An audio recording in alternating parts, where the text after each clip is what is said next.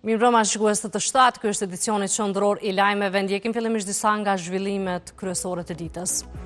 Albin Kurti e Lumir Abdigjiku takohen në një nga sallat e kuvendit, për 2 orë flasin mbi çështjen e presidentit. Si përfundim, kjo bisedë nuk pati rezultat konkret, u tha se as ka emra konkret, as propozim për ndonjë zgjidhje. PDK-ja do nga Kurti fillimisht një letër zyrtare e më pas takim. Studentët shqiptarë të Maqedonisë së Veriut kanë protestuar në qendër të Shkupit. Ata kanë kërkuar zbatimin e ligjit për gjuhën, që përfshin edhe mësimin në gjuhën amtare, me saktësisht nënshtrimit në provimin e jurisprudencës në Shqip, të cilën kanë mohuar institucionet shtetërore atje. Në Kosovë prapëritet nafta për 1 litër karburant, qytetarët detyrohen të paguajnë deri në €1.86. Qytetarët vazhdojnë të kërkojnë zgjidhje për këtë situatë nga shteti, kurse naftetarët paralajmërojnë protestë ndaj vendimit të ministrisë. Presidenti amerikan Donald Trump vazhdoi të deklarohet për luftën e Iran, sërish tha se shpreson për një marrëveshje. Megjithatë, nëse kjo nuk ndodhë, ai e shtyu kërcënimin për sulm deri të martën në orën 18. Një ngjarje kriminale raportohet të këtë ndodhur në një qytet të Austrisë. Atje një burr nga Kosova dyshohet se e ka vrarë ish-grua në oborrin e shtëpisë së saj. Të dy kishin 4 fëmijë së bashku. 47 vjeçari dërgohet në paraburgim.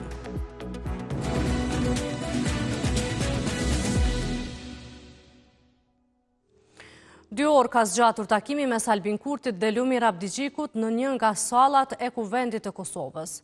Qëllimi i bisedës të 2 liderëve ishte zgjidhja e çështjes së presidentit. Por rezultati nuk ishte aq i kënaqshëm, të paktën kështu duk nga ajo se çfarë deklaruan të dy paramediave, ku konfirmua se nuk ka marrëveshje. Nga shtëpia e tij në Tokbashqe direkt tek kuvendi i Republikës së Kosovës. Sikurse kryeministri Albin Kurti edhe lideri i Lidhjes Demokratike të Kosovës Lumir Abdigjiku ju shmangën pyetjeve në nisje të takimit. Shohim tash, po shkojmë takim pas takimit deklarohen. Këta dy qëndruan për rreth 2 orë në njërin nga sallat e kuvendit, duke diskutuar rreth çështjes së zgjedhjes së presidentit të ri. Por kreu i LDK-s, që doli i pari, njoftoi se nuk pati zgjidhje e as emra të propozuar. Diskutuam për afatin kohor, kemi më pak se 3 javë ditë kohë për të gjetur një konsenzus dhe për të arritur një marrëveshje eventuale. Në të kundërtën vendi shkon në zgjedhje. Zgjedhjet nuk i don askush, as Lidhja Demokratike e Kosovës. Po provojmë që nëpërmjet takimeve të zgjejmë një zgjidhje të përbashkët. Nuk kemi ndonjë lëvizje të re, ndonjë rrethant të re politike nga ky takim i sotëm.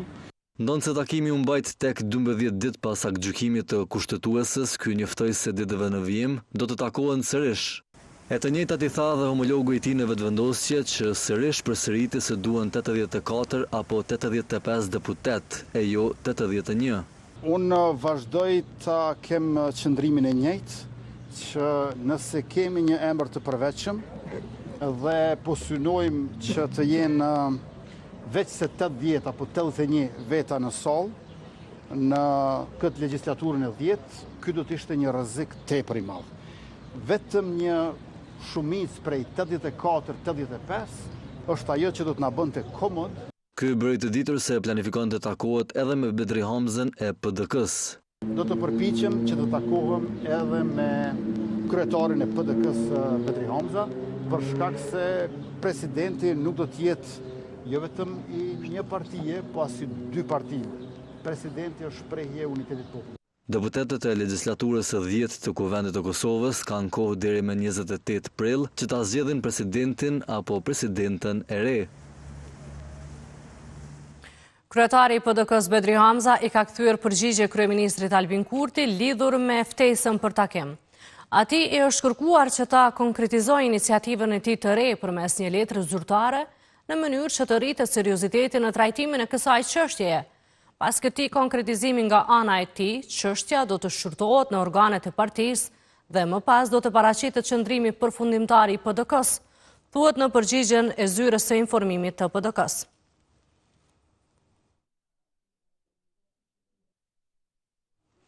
E në krejt këtë situatë, qytetarët kanë diçka të qartë. Duan president konsensual dhe jo zgjedhje të reja.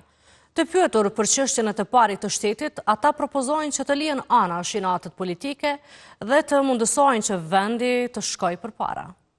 Vendi që bëhet më zgjedh më mirë është, se nuk ka humbje. Po këtu bëhet grup i madh me vete, Albini e ka mirë, mund me zgjedh presidentin më mirë, po që nuk zgjedhet, me djalosh do sa në shtëmia. Duhet me radhë, duhet një gruaj, se dikush o bëhet milioner, dikush ka çka han. Unë kisha thonë më bëhë bashkë, me formu shtetin, kryetarin, masane, që zbohet, se i dhe tjera më.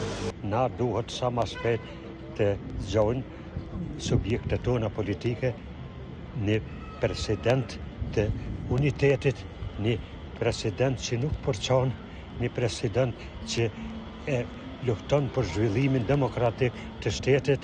Ato shpenzime ma mirë është që të përdoren për ndërtimin e një shkolle, e një qerdhe të thëmive, e një stacioni shëndetësor, e tjera gjona që janë të dobishme për popullin, e jo të shkojnë kështu shkeleshko.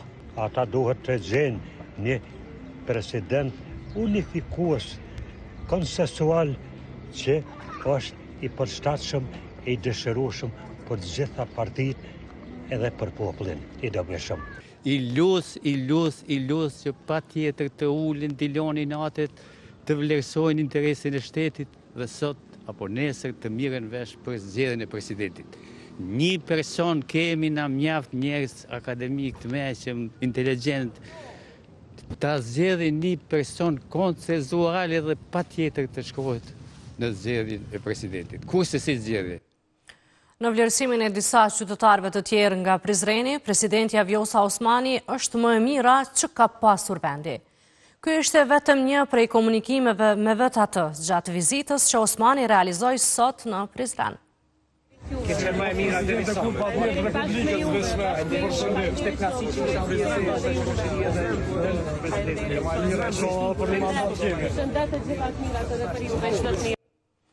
Vjosa Osmani është pare afërt në disa raste edhe me zyrtar të LDK-s, por nuk ka një qëndrim të deklaruar nëse ajo mund të rikthehet në ish-partinë e saj. Për këtë çështje është pyetur në emisionin Frontal edhe antari i kryesisë së LDK-s Sokol Haliti. Vazhdim e ndjekim përgjigjen e tij. Për shembull, Vjosa Osmani propozim i Lidhjes Demokratike të Kosovës për presidente. Po Vjosa Osmani ka qenë një përfaqësues dinjitues shtetënor, mund të themi tash, në aspektin tjetër të vërejtëve, që ne për shembull kemi mund mi pos, apo una tjetër, ajo është aspekt tjetër, por në kuptimin e reprezentimit shtetënor, përfaqësimit dinjitas institucional ka qenë nivelin e duhur. Edhe në krijimin e raporteve strategjike me LAT, me Shtetet e Bashkuara të Amerikës, përfaqësimin politikën e jashtme e tjera. Prandaj në këtë pse s'ka mujt me qanë mirë, po mas pori është dosh me dhonë arsyetim kryeministri në detyrë pse nuk e ka propozu për vazhdimin e mandatit. Nuk e propozoj, po, për shembull, LDK-ja nuk mund me propozu për shembull Vjosa Osmani me gjithë të vlerësimit që ju po japni për to? Janë në raporte konstelacionit e tjera që duhet me respektu. Natyrisht LDK-ja ka funksionimin e vet partijak e legjitim, mund të themi, ka organe, që do të me analizu tash me tash dolme me një aspekt tjetër. Tash e 5 vite presidentja ka qenë politike, prandaj nuk mundesh kur ju ka dosh LDK-s me zgjedh presidentin dhe mos me blloku funksionimin vital shtetit. Ja kena mundsu ka ndajt në kuvend. Prandaj LDK fatikisht zgjedhjen e presidentit Osmani ka ndihmu. Por nuk i kanë post 85 vota atëherë çfarë pi kërkojnë sot. Prandaj këtë kuptim sërish LDK ka qenë muj me thonë fleksibile edhe konstruktive në krijimin e institucioneve dhe kapacitetet të plota shtetënore, edhe unifikuese, një figurë balancuese, reprezentative që ka qenë vërtet siç ishte presidenti Osmani, son dorën zamër ka reprezentuar shtetin në mënyrë më të mirë. Flasim tani për disa të dhëna tregtare të vendit tonë, të cilat dëshmojnë se Kosova rriti importet nga Serbia. Sipas statistikave nga Agjencia e Statistikave të Kosovës, shteti ynë bleu mallra nga shteti serb, vetëm gjatë shkurtit të këtij viti mbi 17.5 milion euro. Kjo vlerë përbën rritje prej 3 milion eurosh në krahasim me vitin paraprak. Shumë takime u mbajtën e plot marrëveshje u nënshkruan. Megjithatë, raportet tregtare të Kosovës e Shqipërisë nuk janë në ditët më të mira. Sipas statistikave të tregtisë së jashtme për muajin shkurt të vitit 2026 të publikuara nga ASK, importet e shtetit shqiptar në Kosovë janë përgjysmuar. Krahasuar me periudhën e njëjtë të vitit paraprak, kur Kosova importoi mbi 27 milion euro mallra, këtë vit shifra ka rënë në rreth 12 milion. Në anën tjetër, eksportet e Kosovës në shtetin shqiptar kanë mbetur për afërsisht të njëjta, pak mbi 10 milion, por ndryshe situata po qëndron sa i përket raportit tregtar Kosovë-Serbi. Dy vendet kanë përmirësuar statistikat edhe të importit edhe të eksportit. Kosova bleu mallra nga shteti serb vetëm gjatë shkurtit të këtij viti mbi 17.5 milion euro. Në krahasim me një vit më parë, shifrat u rritën për rreth 3 milion euro. Për rreth 3 milion u rritën edhe eksportet e shtetit kosovar drejt atij serb. Krahasuar dy periudhat në shkurtin e 2025-s, ishin eksportuar mbi 3.8 milion, kurse në muajin e njëjtë të këtij viti mbi 6.4 milion. Në tërësi, vendet ku Kosova eksporton më së shumti janë ato të ceftas, pasi ka mbi 37 milion euro mallra të shitura atje, nga rreth 78 milion në tërësi. E importet që janë dukshëm të larta mbi 542 milion euro në total, Kosova shumicën i ka nga vendet e Bashkimit Evropian. Nga 27 vendet e BE-s, Kosova importoi mbi 235 milion euro mallra. Të dhënat nga tregtia jashtme e mallrave në Kosovë tregojnë për një deficit tregtar prej 2.8% në muajin shkurt 2026, në raport me periudhën e njëjtë të vitit 2025, gjithsesi në vlerë prej 464 milion euro, krahasuar me deficitin 451.4 milion euro në vitin 2025. Eksporti mbulon importin vetëm në shkallën 14.1%. Rritje të çmimit ka shënuar sërish nafta. Vlera për 1 litër naftë në nisje të kësaj jave ka shënuar €1.86.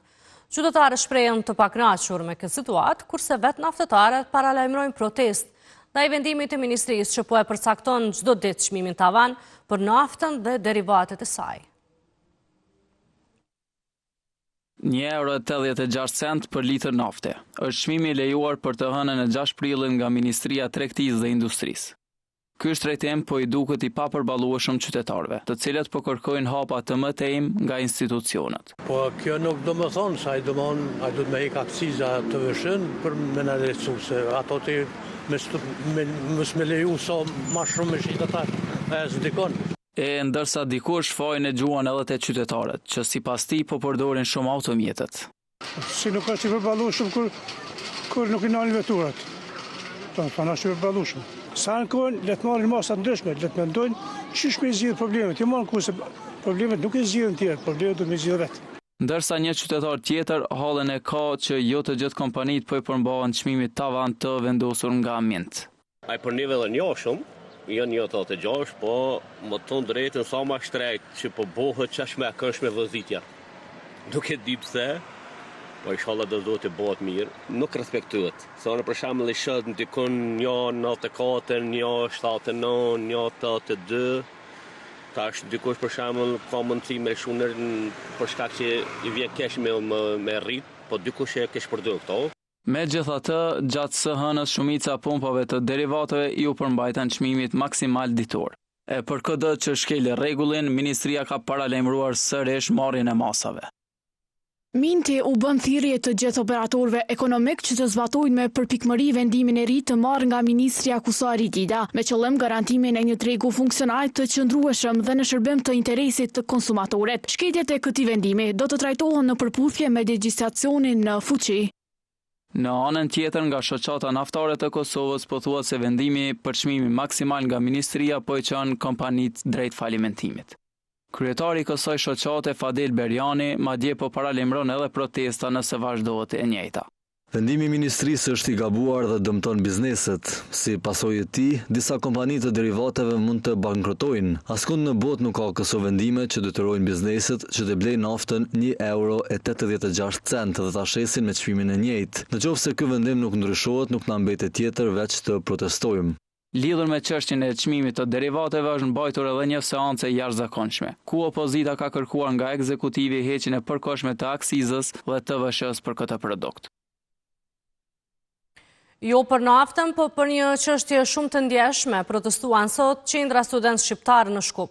Ata përmes këtij aktiviteti protestues kundërshtuan vendimin që atyre u pamundëson mbajtjen e provimit të jurisprudencës në gjuhën shqipe. Qindra student shqiptar u mblodhën në sheshin e Shkupit në Maqedoninë e Veriut. Ani pse shqipja është zyrtare atje, provimin e jurisprudencës nuk ju lejua ta mbajnë në gjuhën shqipe. Pikërisht për këtë me thirrje të ndryshme, pangarta në duar dhe flamujt kuqeze kërkuan atë që u garantohet me ligj. Të njëjtët bën thirrje dhe për dorëheqjen e qeverisë.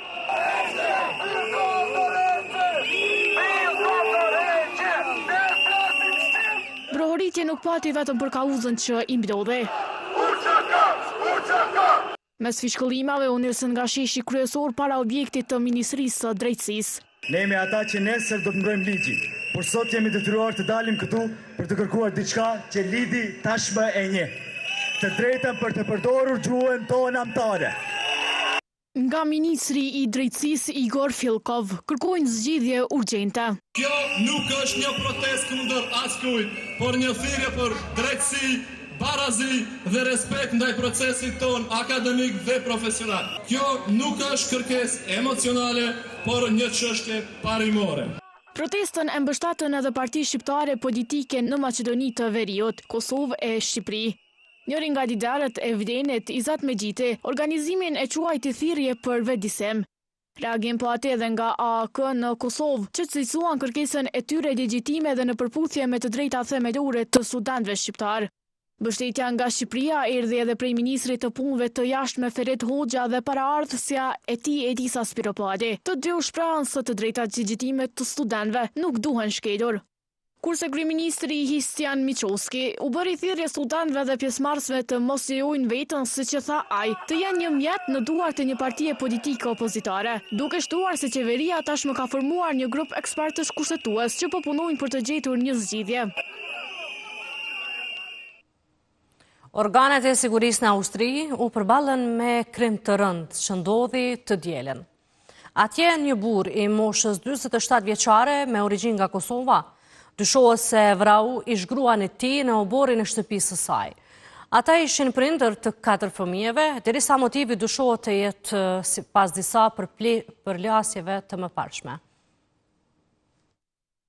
Në oborrin e kësaj shtëpie ndodhi një krim i rënd të dielën. Një burr i moshës 47 vjeçare me priardhje nga Kosova dyshohet se ia shkaktoi vdekjen e bashkëshortës së tij 38 vjeçare, gjithashtu me priardhje nga Kosova, e që të dy jetonin në Austri. Mediat atje raportojnë se ngjarja ndodhi në oborrin e një shtëpie në Baden të Austrisë dhe se mundësitë janë që të ketë disa lloje të armëve që u përdorën për të kryer këtë akt kriminal. Përveç plagëve me një mjet të mbrat në zonën e kokës, viktima ka pasur edhe plagë me armë zjarri. Sipas mediave austriake, i dyshuari është kapur menjëherë nga policia dhe tashmë ndodhet në mbajtje. Sipas hetimeve, mes ish-çiftit ka pasur debate të përsëritura dhe të njëjtët kanë 4 fëmijë. Nga institucionet është urdhëruar një autopsi e trupit për të përcaktuar shkakun e saktë të vdekjes. Për ngjarjen ka pasur një reagim zyrtar nga Ministria për Gra në Austri.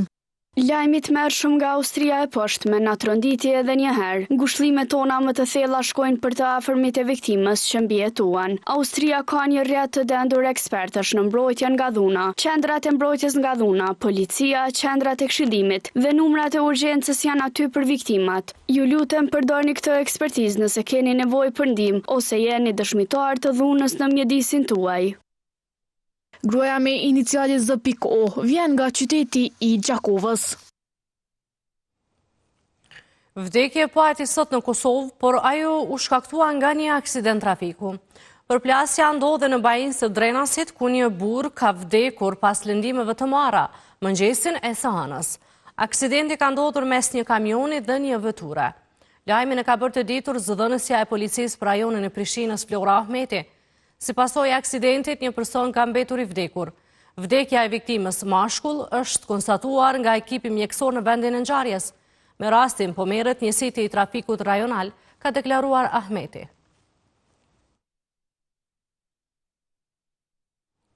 Operacioni ushtarak amerikan në Iran nuk dihet kur do të marrë fund.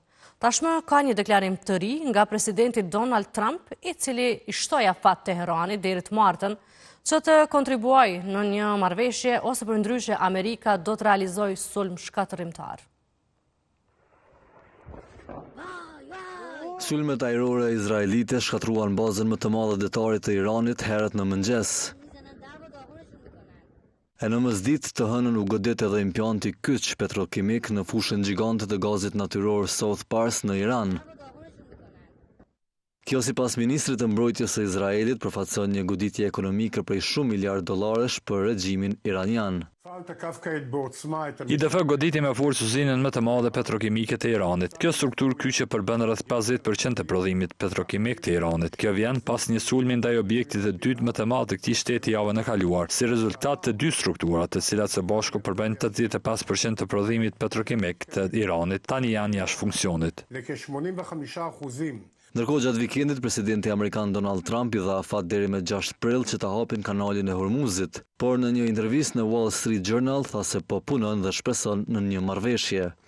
Mendoj se ka mundësi të mira, po negociohet tani. Nëse nuk arrihet një marrëveshje shpejt, po e shqyrtoi shkatërimin e gjithçkaje dhe marrjen e naftës.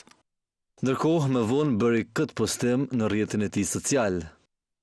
E martë, ora 8 në mbrëmje, sipas kohës lindore.